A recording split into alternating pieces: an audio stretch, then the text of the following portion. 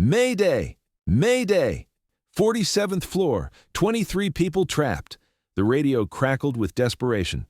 The building had just shaken. Main power was cut. Emergency systems failed. Fire department ETA, 25 minutes. But Vincent Carter remained calm, because he had seen much worse than this. At 9/11, in the World Trade Centers, in the burning towers where he had carried 47 people to safety before the second tower fell. Today, those 18 years as a Chicago Fire Department rescue specialist would mean the difference between life and death for 23 strangers who had no idea that their elevator technician was once one of the most decorated firefighters in the city's history. Welcome to Echo Stories. Before we begin this powerful story, tell us in the comments which city you're watching from, and if you believe stories like this need to be heard, hit that subscribe button to support our channel. Vince Carter, 62 years old, had been an elevator technician for 18 years in downtown Chicago. Every morning at 6 a.m., he would grab his toolbox and start his rounds through the skyscrapers. 47 buildings, 312 elevators, a quiet routine that paid the bills and kept him out of trouble. People knew him simply as the elevator guy. Reliable, competent, never complained.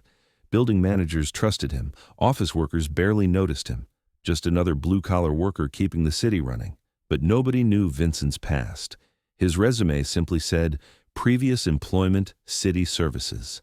He never elaborated. When people asked about his experience with building systems, he'd just say, "You pick things up over the years." What they didn't know was that Vincent had spent 25 years with the Chicago Fire Department, specializing in high-rise rescue operations. He had pulled people from burning buildings, coordinated evacuations from collapsed structures, and yes, he had been at Ground Zero on September 11, 2001. He retired early after that day, not because he was injured, but because he was tired. Tired of watching people die. Tired of being too late. Tired of nightmares about falling towers and people he couldn't save. Elevator repair seemed peaceful. Mechanical problems had solutions. Nobody's life hung in the balance when a cable needed replacing. This Tuesday morning started like any other. Vincent's first stop was the Michigan Tower, 42 stories of steel and glass housing law firms, financial companies, and consulting groups. The building was having issues with elevator bank C, floors 35 to 42. Vincent arrived at 7:15 a.m. and headed straight to the mechanical room. The building's chief engineer, Marcus Webb, met him there. "Same problem as yesterday," Marcus said. "Elevator 7 keeps stopping between floors. Passengers are getting frustrated." Vincent nodded. "I'll take a look at the control systems first." As he worked, Vincent's trained eye noticed things others missed. The building's emergency systems, fire suppression, backup power, structural monitoring, were all connected to the same central hub. In his firefighter days, he would have flagged this as a critical vulnerability. But he wasn't a firefighter anymore. He was just an elevator technician. By 8:30 a.m., the building was filling with morning commuters. Elevator Bank C was running smoothly after Vincent's adjustments, carrying lawyers and analysts to their offices, high above the Chicago streets. Vincent was working on a routine maintenance check on the 15th floor when he felt it. A vibration. Not the normal mechanical hum of elevator motors, but something different, something wrong. His firefighter instincts kicked in automatically. He pressed his hand against the wall, feeling for structural movement. There it was again, a subtle shift that most people would never notice. Vincent grabbed his radio. "Marcus, you seeing anything unusual in the building monitoring systems?" "Negative, Vince. All green lights up here." But Vincent's gut told him otherwise. 25 years of experience in emergency situations had taught him to trust his instincts, even when the instrument said everything was fine. At 9:47 a.m., the first tremor hit. It wasn't an earthquake. Chicago doesn't get earthquakes. It was something else. A construction accident at the adjacent building site had caused a micro-collapse in the underground parking structure, sending shock waves through the bedrock. The Michigan Tower swayed slightly. Most people didn't even notice.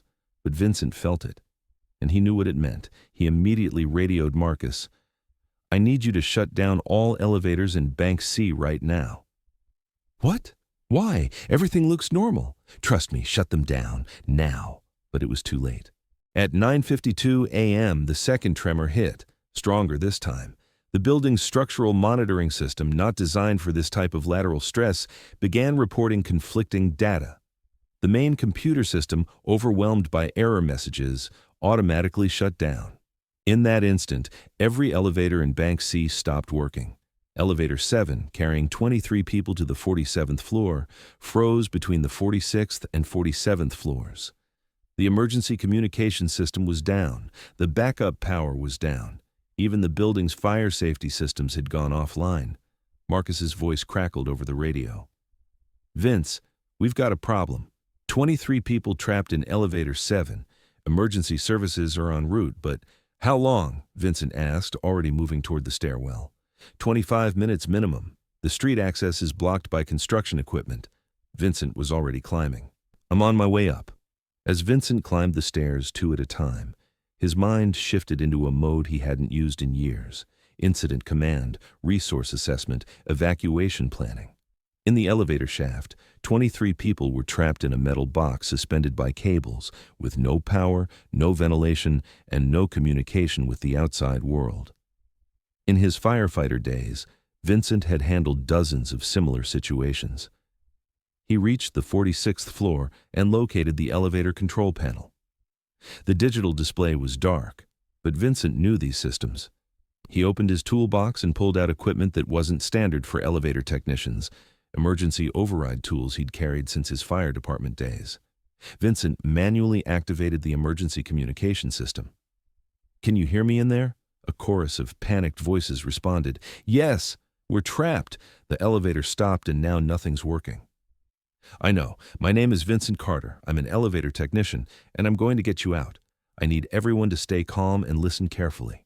Vincent's voice was calm, authoritative, the voice of someone who had talked people through life and death situations before. "First, is anyone injured in there?"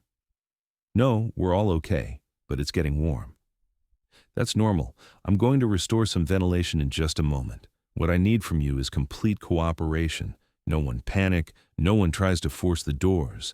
I'm in complete control of this situation." The confidence in his voice was unmistakable. This wasn't just an elevator technician anymore. This was someone who knew exactly what he was doing. Vincent accessed the manual override system and managed to activate the elevator's emergency ventilation.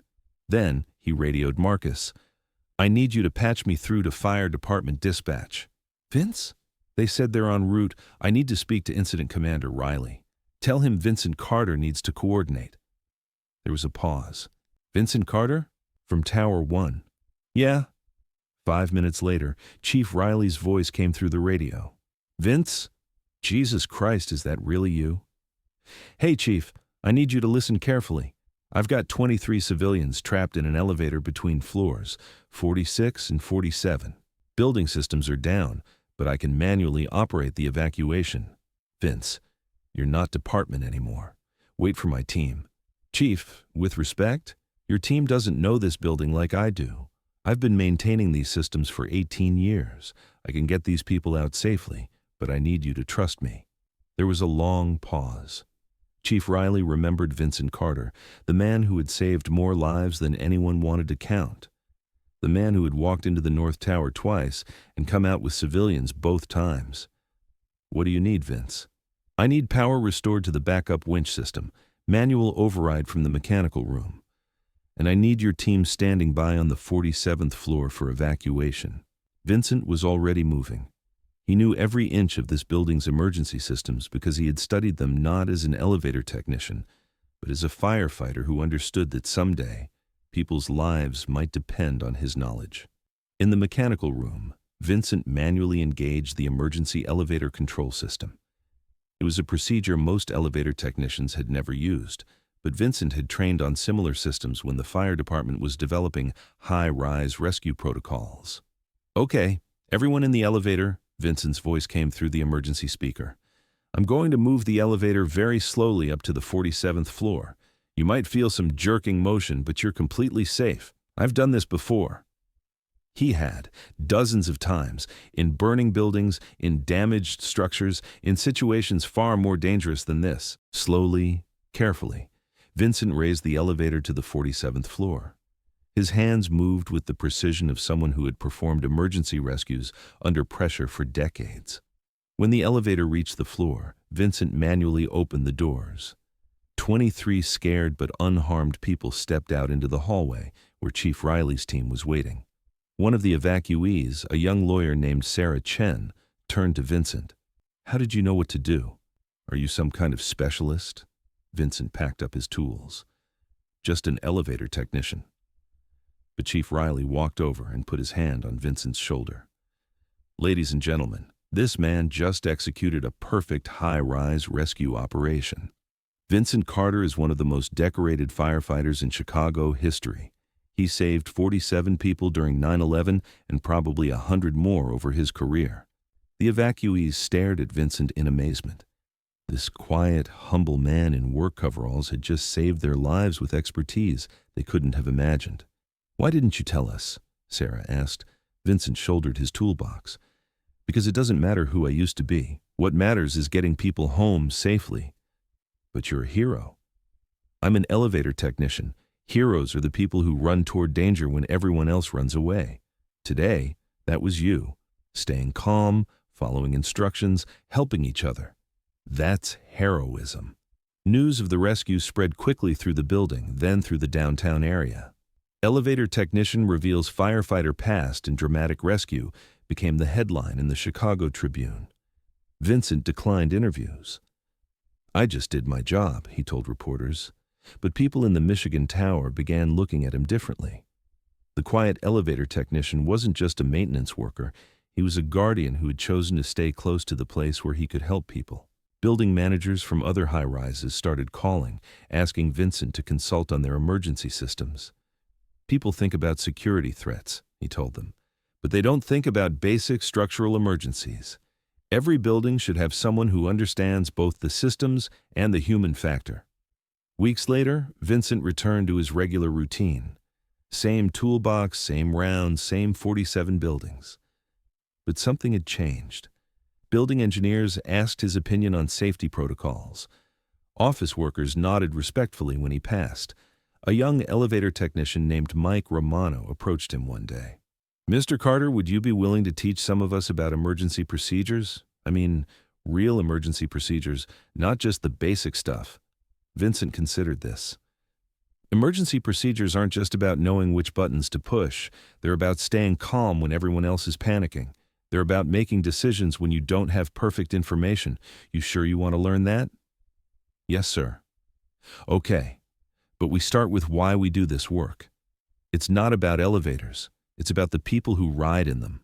Vincent began training other technicians in what he called preventive heroism, understanding building systems well enough to prevent emergencies before they became life-threatening. "Most people think heroes are the ones who save people from disasters," he told his trainees. "But real heroes are the ones who prevent disasters from happening in the first place." "You mean like maintenance?" "I mean like caring enough to do the job right every single time. Because somewhere, someday, someone's life is going to depend on work you did when nobody was watching." At home in his small apartment, Vincent kept no awards, no newspaper clippings, no reminders of his firefighter days. But he did keep one thing: a photo of the 47 people he had evacuated from the North Tower on September 11th. Not because he was proud of the rescue, but because he was grateful they had survived. Vincent had learned something that day. Being a hero wasn't about the dramatic moments when everyone was watching. It was about the quiet moments when no one was. When you chose to care about strangers, when you prepared for emergencies that might never come, when you stayed ready to help, even when helping wasn't your job anymore. Months later, Vincent was still making his rounds. Same routine, same buildings, same dedication to keeping elevators running safely. But now, other building engineers consulted him on emergency preparedness. Fire departments invited him to training sessions, and a new generation of elevator technicians learned that their job was about more than mechanical systems. It was about the people who trusted those systems with their lives. Vincent never went back to firefighting. He didn't need to. He had found a different way to serve, a quieter way to protect people. Some heroes wear uniforms and ride on fire trucks. Others carry toolboxes and know exactly which buttons to push when the lights go out and people need to get home safely. And so, in a Chicago skyscraper, it was once again proven how deceiving appearances can be. A man seen as just an elevator technician was actually a decorated firefighter who had saved more lives than anyone could count. But more importantly, that firefighter had found a new way to serve, preventing emergencies instead of just responding to them. Real protectors are like this. They don't retire from caring about people. They just find new ways to keep people safe. If this story meant something to you, share your thoughts in the comments. If you believe stories like this should continue to be told, support Echo Stories by subscribing. See you in the next video. And remember, that quiet technician working in your building might be the person who keeps you safe. Everyone has a story, and that story deserves respect.